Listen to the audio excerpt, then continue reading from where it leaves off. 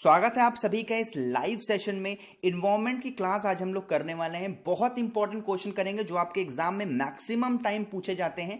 Bilingual question होंगे, हिंदी और English दोनों लैंग्वेज में आपको क्वेश्चन यहां पर देखने को मिलेंगे। 15 क्वेश्चन यहां पर हम करेंगे। बहुत ही इंपॉर्टेंट सेशन होने वाला है, तो प्लीज वीडियो को एंड तक जरूर देखिएगा। बहुत ही अच्छे अच्छे क्वेश्चन इंक्लूड किए गए हैं। ठीक है, एक बार शेयर करिएगा। स्टार्ट करते हैं वीडियो को। फर्स्ट क्वेश्चन है कि कांच के जार तथा बोतलों को उनमें अचार भरने से पहले सूर्य की धूप में अच्छी तरीके से सुखाया जाता है, ऐसा क्यों करते हैं। ठीक है, ऑप्शन है उनमें से धूल को हटाने के लिए, तो धूल को हटाने के लिए हम सूरज में नहीं रखेंगे, तो पहला गलत हुआ। बी ऑप्शन है नमी को हटाने के लिए, बिल्कुल सही बात है। जो नमी होती है, अगर थोड़ी बहुत भी कांच के बर्तन में नमी है तो उसके लिए हम धूप में रख देते हैं ताकि अच्छी तरीके से वो सूख जाए।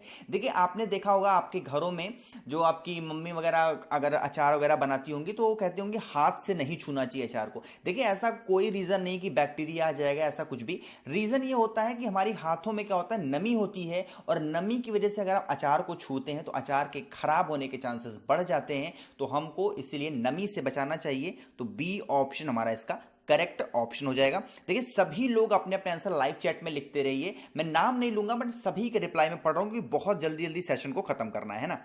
चलिए, सेकंड क्वेश्चन है यहां पर कि रेनू की दादी उसे एक सूखा कुआं दिखाते हुए बताती है कि 15 से 20 वर्ष पहले कुएं में पानी था, लेकिन अब यह पूरी तरीके से सूख गया है। कुएं में पानी सूखने के क्या कारण हो सकते हैं, यह आपको बताना है। ठीक है, ऑप्शन पढ़ते हैं कि पेड़ों, कुएं तथा उनके आसपास के स्थान की मिट्टी को अब सीमेंट से ढक दिया गया होगा। बिल्कुल सही बात हो सकती है कि जो कुआं है हो सकता है पेड़ों से ढक गया हो, या फिर किसी ने उसमें सीमेंट वगैरह डाल दिया हो इसलिए वो जम गया हो तो वो सूख गया है। बी ऑप्शन है आसपास के इलाकों के बहुत सारे बोरिंग पंप लग गए हैं। बिल्कुल, बोरिंग पंप की वजह से भी कुएं सूख सकते हैं, वहां से सारे पानी को वो खींच लेता है, तो बी ऑप्शन भी हमारा सही हुआ।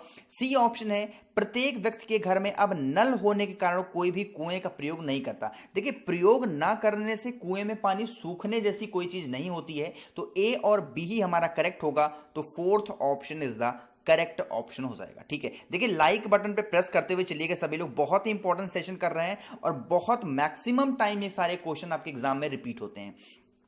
थर्ड क्वेश्चन है कि बगुला भैंस पर बैठता है क्योंकि। इंपॉर्टेंट क्वेश्चन है, बहुत ही इजी सा क्वेश्चन है। देखिए, ऐसा इसलिए हो जाता है कि जो बगुला होता है वो जो भैंस होता है उसकी पीठ पर बैठ करके वो कीड़े मकोड़े जो भी होते हैं ना, कीटों को वो खाने का काम करते हैं। तो जो फोर्थ ऑप्शन होगा वो हमारा इसका करेक्ट ऑप्शन हो जाएगा। ठीक है, देखिए आसान क्वेश्चन को मैं समझाऊंगा नहीं आपको, सीधा ऑप्शन पे चल के और उसको हम एडिट कर लेंगे। चलिए, फोर्थ क्वेश्चन यहां पर है, बहुत ज्यादा कंफ्यूजिंग क्वेश्चन है ये। ठीक है, पढ़ते हैं कि निम्नलिखित में से जड़ का कौन सा कार्य पौधों के लिए नहीं है। ठीक है, देखिए ऑप्शन पढ़ने से पहले जिसने सब्सक्राइब बटन पर प्रेस नहीं किया है प्लीज सब्सक्राइब कर लीजिए, बहुत मेहनत की जाती है आप सभी के लिए।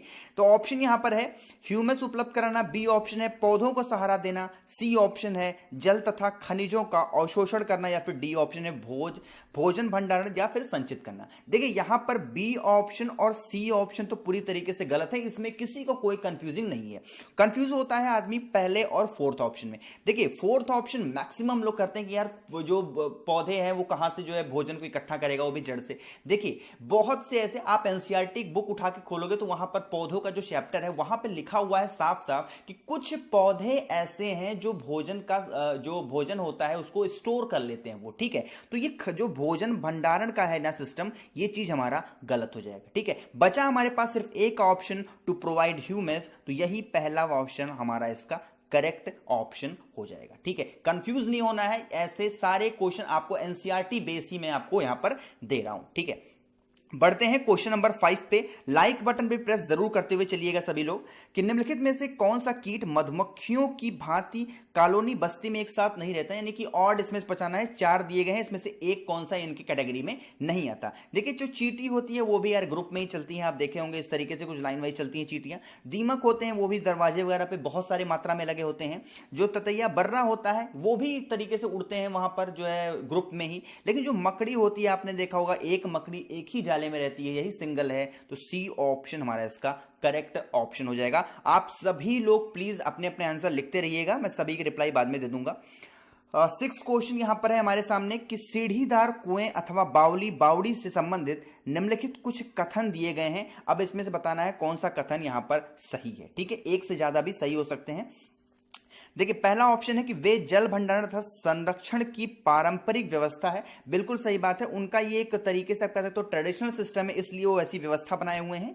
बी ऑप्शन है सामुदायिक स्रोत के रूप में उनका प्रयोग होता है, एक कम्युनिटी के रूप में उसका प्रयोग हो रहा है, रिसोर्स के फॉर्म में इसका यूज हो रहा है, ये भी बिल्कुल सही बात लिखी हुई है। सी ऑप्शन है उनका निर्माण मुख्यतः वर्षा रहित राज्यों में होता है, बिल्कुल सही बात है, ये भी यहां पर सही बात है, क्योंकि जो रेन पैच स्टेट होते हैं वहां पर भी इनका इस्तेमाल हम करते हैं, जो सीढ़ेदार कुएं बनाए जाते हैं। डी ऑप्शन है उनमें केवल संदूषित जल ही होता है, कॉन्टामिनेटेड वाटर जैसी कोई भी चीज, सीढ़ीदार जो बाउलियों बनाई जाती है, कुएं बनाए जाते हैं, ऐसा उसमें कोई कंसेप्ट नहीं होता है। सिर्फ एक ही है हमारा ए, बी और सी हमारा करेक्ट ऑप्शन हो जाएगा, तो A option is the correct option होगा। ठीक है, देखिए सारे क्वेश्चन एनसीईआरटी बेस्ड हैं। सेवंथ क्वेश्चन यहां पर चलते हैं, इजी सा क्वेश्चन है। वर्ली एक जगह है जो कि आपकी पड़ती है महाराष्ट्र के मुंबई शहर में पड़ती है, ध्यान रखिएगा, बहुत ही प्यारा सा जो है जगह है वो, वहां पे बहुत सारे ऐसे कुछ खिलौने वगैरह टाइप के मिलते हैं वहां पर, तो जाने लायक वो जगह है, पारंपरिक कला का वहां पर बहुत ज्यादा स्रोत मिलता है। तो वर्ली नामक जो जगह है वो आप कहां पर पाया जाता है, वो महाराष्ट्र में पाया जाता है, तो फोर्थ ऑप्शन हमारा करेक्ट ऑप्शन हो जाएगा। बढ़ते हैं क्वेश्चन नंबर 8 पे। ठीक है, देखिए लाइक और सब्सक्राइब जरूर करते हुए जाएंगे, ये लाइक बटन जो है ना, ये आपके कहीं पर भी लाइफ में काम नहीं आएंगे। ठीक है, आप यहीं पर दे के जाओगे तो हो सकता है कि यार आपके काम आ जाए, आपको खुशी हो और मुझे भी थोड़ी बहुत मोटिवेशन मिल जाए करेगी।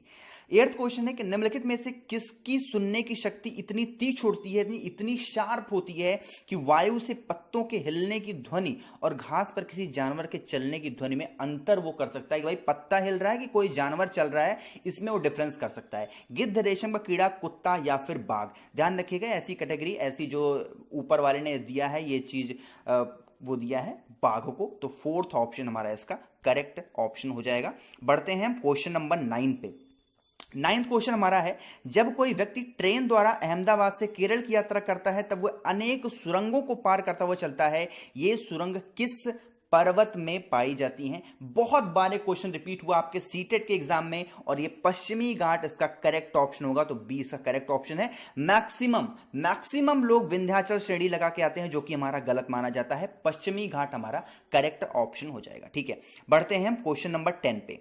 एक वस्तु का द्रव्यमान 10 किलोग्राम है, पृथ्वी पर इसका भार कितना होगा? ठीक है, अब पृथ्वी का भार जानने के लिए सबसे पहले आपको फॉर्मूला आना चाहिए, फॉर्मूला होता है आपका m/g। ठीक है, स्मॉल जी की वैल्यू कितनी होती है, 9.8 मीटर पर सेकंड स्क्वायर होती है स्मॉल जी की वैल्यू। मास यहां पर आपके सामने दिया हुआ है 10, और 9.8 से मल्टीप्लाई कर दोगे तो 98 न्यूटन आएगा, क्योंकि जो हमारा भार होता है, जो वेट होगा, उसकी जो यूनिट होती है वो न्यूटन होती है, तो बी ऑप्शन हमारा करेक्ट ऑप्शन हो जाएगा। ठीक है, ऐसे छोटे छोटे न्यूमेरिकल्स भी आ जाते हैं, कोई बहुत बड़ी बात नहीं है इसमें।